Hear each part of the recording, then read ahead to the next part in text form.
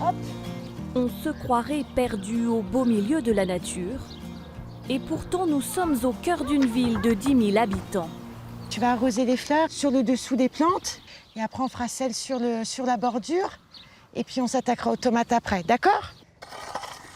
Sandra vient au jardin en famille après le travail. C'est pour elle le lieu pour décompresser, se ressourcer. Ça va, Thierry, Timothée? Ouais. Super. Ça permet de couper un petit peu avec une vie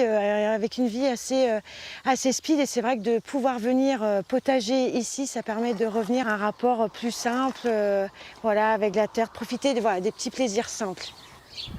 Un peu plus loin, on récolte déjà les premiers légumes de la saison. Tiens, Émile. Allez. C'est pour toi. Allez. Alors, est-ce qu'on va ramasser les radis maintenant? Est-ce qu'il y en a des gros ou pas? Là aussi, le jardinage se fait en famille. Chaque petit coup de pouce compte. Quand je viens, je ramasse des radis, je ramasse des vers de terre, des poireaux. Les radis et les poireaux, on les ramène chez nous, mais sauf les vers de terre et les autres choses. Allez. Allez, les poireaux. On lève un gros. Tu veux lequel? Tu veux enlever lequel? On va essayer. Prends la base. Hop, vas-y. Ouais. Le grand, il avait envie de jardiner, c'était un petit peu sa demande aussi à lui. Et puis après, c'est de transmettre ce que moi aussi j'ai reçu de la part de mes parents, de leur apprendre à travailler un peu la terre aussi, et puis de voir d'où viennent les tomates, ces choses-là, et puis de partager un moment en famille, c'est important. Merci. Pour pouvoir profiter de ces moments, chaque jardinier cotise auprès de l'association qui gère l'ensemble des parcelles. Michèle Rameau en est la présidente. Depuis une dizaine d'années, elle constate que les familles sont de plus en plus nombreuses.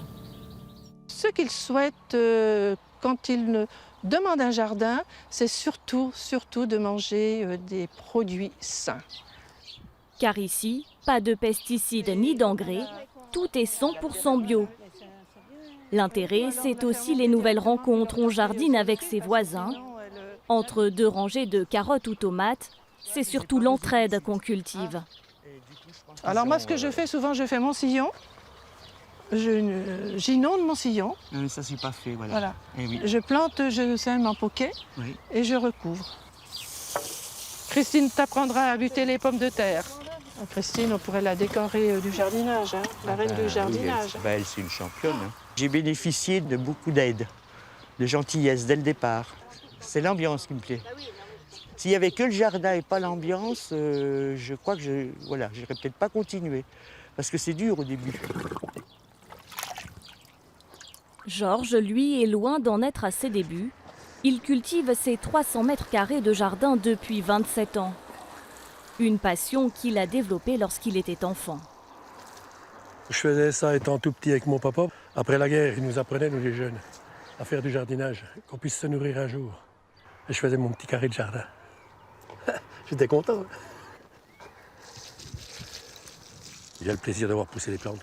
De semer, de récolter, de voir ce qu'on est capable de faire. Des fois, on n'a rien. Des fois, il n'y a rien qui sort. Ça fait rien. On remet le terrain à nu, puis on remet autre chose. Que la récolte soit au rendez-vous ou pas, le plaisir, lui, restera intact.